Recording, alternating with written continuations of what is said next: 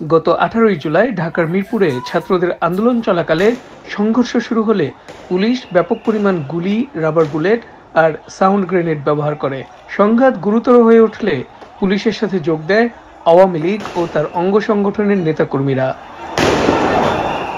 পুলিশের গুলির পাশাপাশি তাদের উপস্থিতিতেই সরকার দলের নেতাকর্মীরা ছাত্রদেরকে প্রথমে ইট পাটকেল মেরে নিবৃত করার চেষ্টা করে। অবস্থা ভয়াবহ রূপ নিলে মিরপুর মডেল থানার সামনে অপেক্ষমান মিরপুর অপরাধ বিভাগের ডেপুটি কমিশনার জসিমউদ্দিন মোল্লা অতিরিক্ত পুলিশ মোতায়েন করেন। আর 5টার দিকে সেখানে দেখা যায় ঢাকা 14 আসনের সাংসদ ও যুবলীগ নেতা মইনুল হোসেন নিখিলকে।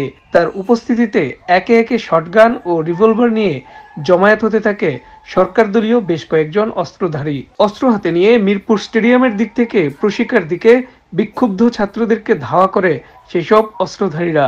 তাদের সাথে পুলিশকেও দেখা যায় অংশ নিতে। পুলিশের উপস্থিতিতেই অন্তত 5 জন অস্ত্রধারীকে হামলা করতে দেখা যায়। হেলমেট পরিহিত সরকার দলের কর্মীদের হামলায় ভয়াবহ হয়ে ওঠে পরিস্থিতি। সেদিন আন্দোলনে থাকা আওয়ামী লীগের একজন নেতা নিশ্চিত করেছেন 14 আসনের সবখানে ঘুরে ঘুরে আন্দোলন কমানোর চেষ্টা করেছিলেন তাদের সাংসদ নিখিল।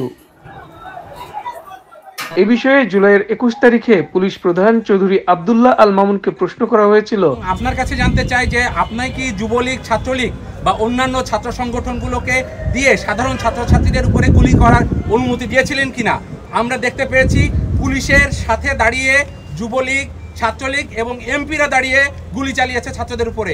এটা কি আপনার আইন কভার করে কিনা এবং আপনি কি দিয়েছেন কিনা?